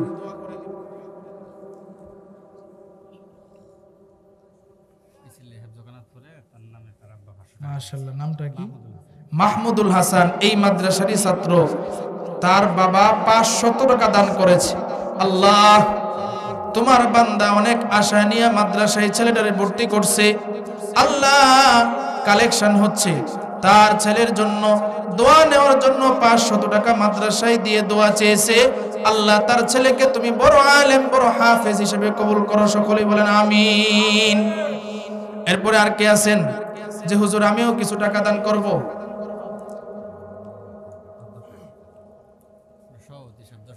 মাশাআল্লাহ, নারে তাকবীর। সভাপতি সাহেব মারহাবা, মারহাবা। নামটা কি? খুকন সাহেব। মাশাআল্লাহ, খুকন খান। আচ্ছা, মাশাআল্লাহ, খুকন খান সাহেব, মারহাবা, মারহাবা। 10,000 টাকা। সকলে বলি মারহাবা। আল্লাহ, তোমার বান্দা 10,000 টাকা করলো দান, আল্লাহ দুনিয়াতে বাড়ায়া দিও তার মান ইজ্জত সম্মান, আল্লাহ জান্নাতে তার একটি বাড়ির মালিক বানায়া দিও। আল্লাহ তার মনের যত আশা আছে নেক আশাগুলিকে পূরণ করে নিও। আল্লাহ মাদ্রাসায় দান করেছে বড় আশা নিয়া, আল্লাহ তার মা বাবা আত্মীয় স্বজনের কবরে তুমি আযাব দিও না। মা বাবা যদি বেঁচে থাকে, মা বাবা আত্মীয় স্বজন পরিবার সহ সকলকেই তুমি সুস্থ সবল রাখো। সকলেই বলেন আমিন। এরপরে আর কে আছেন যে আমিও কিছু টাকা মাদ্রাসার জন্য দিব, মসজিদের জন্য দিব? তাড়াতাড়ি করেন। দেখেন, মাদ্রাসার জন্য 100 টাকা পারলে দেন, 50 টাকা দেন, কিন্তু দিতে হবে সঠিক নিয়তে, যে আমি সঠিক নিয়তে দিব। এরপরে ইনশাআল্লাহ আমি 4টা কর্মসূচি 4-5 মিনিটে বলে ইনশাআল্লাহ দোয়া করব। 4টা কর্মসূচি কি? মাশাআল্লাহ, মাহবুব সাহেব তার দাদা দাদির জন্য 2000 টাকা। সকলে বলি মারহাবা। এ দুনিয়া ছেড়ে চলে যাব একদিন, ঠিক কিনা? এ দুনিয়া ছেড়ে চলে যাব একদিন, আসবো না আমি আর এ ভুবনে কোনোদিন, ঠিক কিনা? দুনিয়া ছেড়ে চলে যাইতে হবে সকলকেই। তার দাদা দাদির জন্য 2000 টাকা করলো দান। ওগো আল্লাহ, বান্দা 2000 টাকা বড় আশা নিয়ে দান করেছে। আল্লাহ তুমি তো জানো তার মনের অবস্থা। আল্লাহ ওই লোকের মনের অবস্থা, মনের ভিতরে যা নিয়ত আছে, আল্লাহ তার মনের নেক আশাগুলি পূরণ করে দিও। সকলে বলেন আমিন। এরপরে আর কে আছেন যে আমি মাদ্রাসার জন্য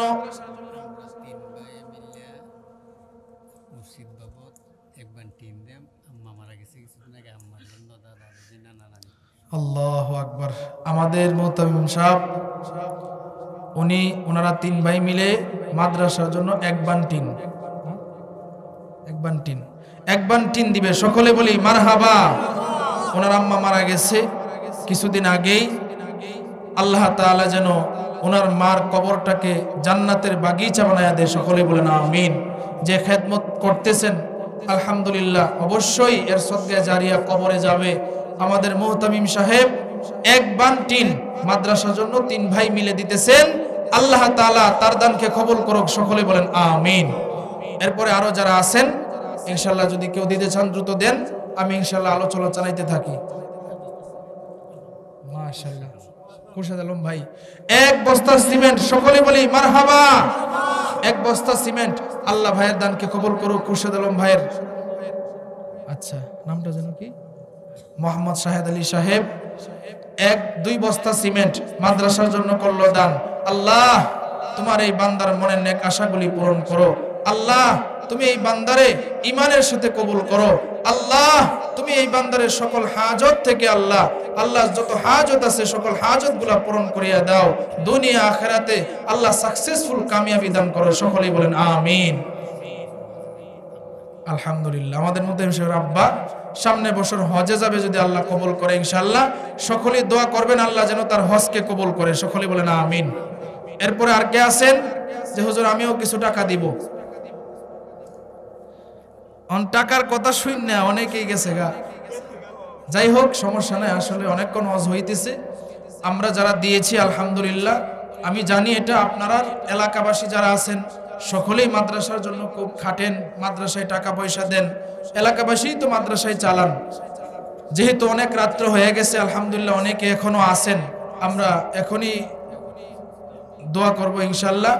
এখানে যারা আছেন নগদ যদি কেউ যে হুজুর আমি তো 500-1000 টাকা দিতে পারি নাই, 10 টাকা 20 টাকা 50 টাকা এরকম যদি কেউ থাকে, বাচ্চা 2 জন যাও, এরাও শরীক হোক। এরপরে পরের দিনও দিতে পারেন, মাদ্রাসায় যখন মন চায় তখনই ইনশাআল্লাহ দান করতে পারবেন। তাহলে ভাইরা আমার, আমি আলোচনা করতেছিলাম সূরা নূরের 52 নম্বর আয়াত। আল্লাহ তাআলা কি সফলতা আমাদেরকে দান করবেন এগুলা বুঝাইলাম। এখন কর্মসূচিগুলা কি আমরা এগুলা শুনবো। আল্লাহ বলেন, ওয়ামান ইউতিইল্লাহা ওয়া রাসূলাহু ওয়া ইয়াখশাল্লাহা ওয়া ইয়াত্তাকিহি ফাউলাইকা হুমুল ফাইজুন। আল্লাহ তাআলা বলেন ওয়ামান ইউতিইল্লাহ, আল্লাহ বলেন 1 নাম্বার আল্লাহকে এক হিসেবে মানতে হবে, আল্লাহকে এক হিসেবে মানতে হবে। 2 নাম্বার ওয়া রাসূলাহু, এবং আমার রাসূলকেও মানতে হবে। ওয়া ইয়াখশাল্লাহ, 3 নাম্বার কর্মসূচি হচ্ছে আল্লাহর ভয় অন্তরে ঢুকাইতে হবে। 4 নাম্বার কর্মসূচি ওয়া ইয়াত্তাকিহি, এবং আল্লাহর আযাবের শাস্তি থেকে বেঁচে থাকতে হবে। এই হইল 4টা কর্মসূচি। 1 নাম্বার কাকে মানতে হবে? আল্লাহকে। 2 নাম্বার তার রাসূলকে। 3 নাম্বার ভয় করতে হবে কাকে? আল্লাহকে। ভয় করতে হবে কাকে? আল্লাহকে। 4 নাম্বার আল্লাহর আযাবের শাস্তি থেকে নিজেরে বাঁচায় রাখতে হবে। আল্লাহ বলেন ফাউলাইকা হুমুল ফাইজুন। এই 4টা কর্মসূচি, এই 4টা শর্ত, এই 4টা কাজ যাদের ভিতরে ঢুকাইতে পারবে, যারাই করতে পারবে, তারাই সফল কামিয়াব সাকসেসফুল হয়ে যাবে। তাহলে আমরা সকলে এই 4টা কর্মসূচি মানার ইনশাআল্লাহ চেষ্টা করব। যেহেতু সময় কম, অনেক রাত্র হয়ে গেছে, এই জন্য অতি সংক্ষেপে আমি আমার আলোচনা শেষ করেছি। এখন ইনশাআল্লাহ দোয়া হবে, আমরা সকলেই দোয়ায় শরীক হব। ও মাশাআল্লাহ, আরেকজন দিছে, মহিলা মানুষ না, হাফিজা খাতুন 1000 টাকা, সকলে বলি মারহাবা। আল্লাহ এতগুলো পুরুষের মধ্যে আল্লাহ তোমার একজন বান্দি নারী হয়ে 1000 টাকা এখানে পাঠিয়েছে। আল্লাহ তুমি ওই নারীকে ফাতেমা রাদিয়াল্লাহু তাআলা আনহার মতো কবুল করিয়া নাও, সকলে বলেন আমিন। ফাতেমা রাদিয়াল্লাহু তাআলা আনহার সাথে জান্নাত দিও, সকলেই বলেন আমিন। এখন ইনশাআল্লাহ দোয়া হবে। আমরা সকলেই নিজের মা বাবা, ভাই বোন, দাদা দাদি, নানা নানি, আত্মীয় স্বজন, অনাত্মীয় স্বজন, বন্ধু বান্ধব সকলের জন্য ইনশাআল্লাহ দোয়া করব। বিশেষ করে আজকের যে মাদ্রাসার মাহফিল, এই মাহফিলের জন্য আমরা সবাই দোয়া করব। এই মাদ্রাসার জন্য আমরা সকলে ইনশাআল্লাহ দোয়া করব। আল্লাহ যেন মাদ্রাসাকে কবুল করে, মাদ্রাসার যত হাজত আছে আল্লাহ যেন পূরণ করে দেয়। আমরা সকলেই সূরা ফাতিহা একবার পড়ি এবং সূরা ইখলাস 3 বার পড়ি। আউযু বিল্লাহি মিনাশ শাইতানির রাজীম। বিসমিল্লাহির রহমানির রহিম। আলহামদুলিল্লাহি রাব্বিল আলামিন, আর রহমানির রহিম, মালিকি ইয়াউমিদ্দিন, إياك نعبد وإياك نستعين اهدنا الصراط المستقيم صراط الذين أنعمت عليهم غير المغضوب عليهم ولا الضالين آمين بسم الله الرحمن الرحيم قل هو الله أحد الله الصمد لم يلد ولم يولد ولم يكن له كفوا أحد بسم الله الرحمن الرحيم قل هو الله أحد الله الصمد لم يلد ولم يولد ولم يكن له كفوا أحد بسم الله الرحمن الرحيم قل هو الله أحد الله الصمد لم يلد ولم يولد ولم يكن له كفوا أحد আমরা সকলে দুরূদ শরীফ পড়ি আল্লাহুম্মা সাল্লি আলা মুহাম্মাদিন ওয়া আলা আলি মুহাম্মাদ কামা সাল্লাইতা আলা ইব্রাহিম ওয়া আলা আলি ইব্রাহিম ইন্নাকা হামিদুম মাজিদ اللهم بارك على محمد وعلى آل محمد كما باركت على إبراهيم وعلى آل إبراهيم إنك حميد مجيد شكري توبة نيوت أكبر استكبر بوري أستغفر الله ربي من كل ذنب وأتوب إليه لا حول ولا قوة إلا بالله العلي العظيم